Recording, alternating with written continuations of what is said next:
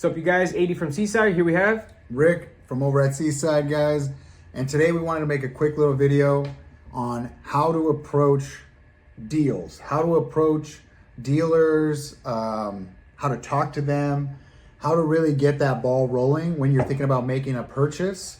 So what are the things that you see, AD, that right off the bat, if you saw somebody doing this or they did this to you, you'd be like, yeah, that's a big no-no for me. Like it just gets the ball rolling to the wrong location. starts us off on a bad foot. All right, guys. Number one, guys, if you're selling something, for example, if you're at a show and you're selling something, you have your prices labeled, right, guys? And you're giving out a good deal. Say you have a Silver Eagle. Say you have them priced at, let's say, $33. A guy comes up and says, "Can you do 29?" Guys, that's not the way you come up to somebody, guys. If you want a deal on some coins like this, guys, the best way you're gonna get a deal is by bulk, guys. You're gonna ask them, "Hey, what's the best price you could give me on a tube of 20? What's the best price you can give me on a tube of 10 of them?" But never going there, guys, off rip, just trying to... Guys, going in like that, you're basically disrespecting the guy to his face, letting him know, hey, what you have right there is not the right price, and this is what I want to pay for it. Give it to me for this price. That's a big no-no, guys. Nobody's going to go out of the way to help you or give you a deal if you come at them the wrong way, guys. And that is, number one, the wrong way. Yeah, definitely. And the way you said that was perfect, was just because you got to think about if you were the guy selling that and he took the time to label it at that certain price, one, he expects you as the buyer to know what spot price is, just like you expect him to know as a seller what spot price is. Mm-hmm. If there's a premium on it that's way out of your ballpark, then clearly his prices are not what you're looking for, and maybe it's time for you to just move on, right? Go find the next dealer. Mm-hmm. The other big thing that I think kind of gets under my skin that I see people do when we're at shows or people are trying to do business with us is get to know us. You know, I'm not saying that you have to take us out to dinner before you buy something from us, but it's nice when somebody comes up to me, shakes my hand, says, "Hey, my name is so-and-so. I'm looking for this. I'm looking for that. Do you sell this? What do you guys do here?" It's kind of like developing a friendship, right? Like, I want to be your dealer. I want to sell you things. I want you to want to come back to buy stuff from me, but you have to start off on the right foot. I'm clearly the seller, right? I'm putting my stuff out there. I'm showing you what I got. Sometimes I'll show prices, sometimes I won't. But when somebody just comes up to me and just says, "Oh, I'll give you 35 for that," or "Would you take this?" First of all, I don't even know you.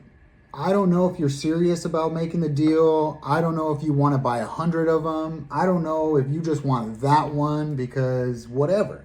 Mm-hmm. So sometimes it's just nice to start off on the right foot, like a regular old business contract or negotiations, right? Hey, would you go into a business negotiation and just be like, "This is my offer. That's it. You don't know my name. You don't know anything about me. And that's that." For example, guys, are you going to go inside Target and see their prices and then go up to the cashier and say, "I want to pay $10 under what this is"? No, guys, you're not going to do that. You're going to pay what's on the ticket, guys. You're going to pay what's on that tag. So keep it the same way, guys. They want to make their money. You're trying to buy this and also preserve your money, make your money. But guys, it's you have to understand, guys, obviously.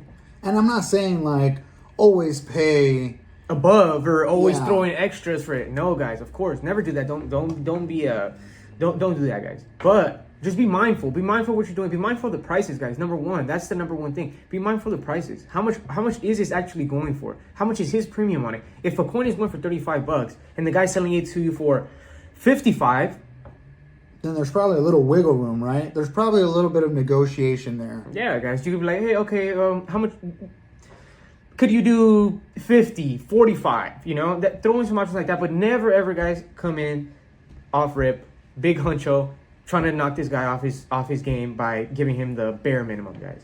And I think the other thing that kind of just gets under my skin too is like when people know the price of something and either they try to like way overshoot the premium or they try to way undercut you on what they're trying to pay for it. Like clearly spot is spot, right? And if I'm charging you close to spot or I'm putting a little premium on it, it's going to be pretty hard for me to want to make a deal with you if you come in and shoot me under spot, knowing that nobody else is going to give you that price, right? Exactly. And then don't get upset if I can't make that deal? You don't know what I bought that for.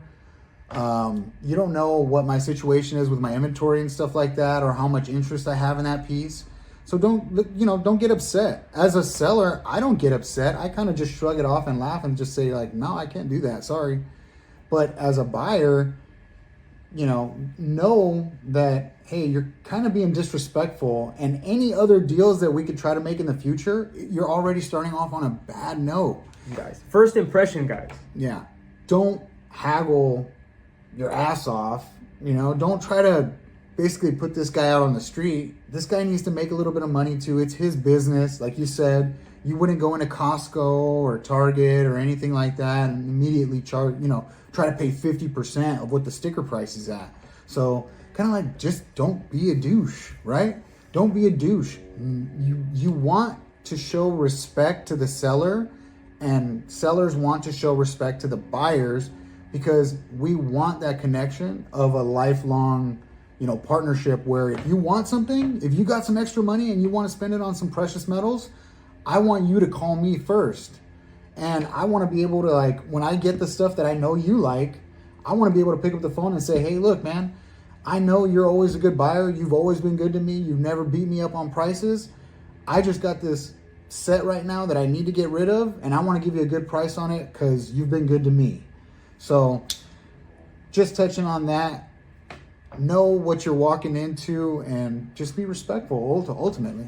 Guys, coming the right way is going to go a long way for you guys. They're going to be more inclined to give you a deal. They're going to be more inclined to even help you out, guys. Maybe you're not going to buy anything from them, but they're going to help you out with information. And sometimes that information that you get from these dealers, guys, is worth more than what you were going to get out of that deal of buying whatever you were buying, guys. So just keep that in mind. Just be mindful of this stuff and understand that sometimes, things don't go as planned, but you can always find the good in every situation, guys. Yeah. Even if you just know, like, well, I'm never going to buy a piece from that guy because, his prices are just a little bit out of my range. Yeah.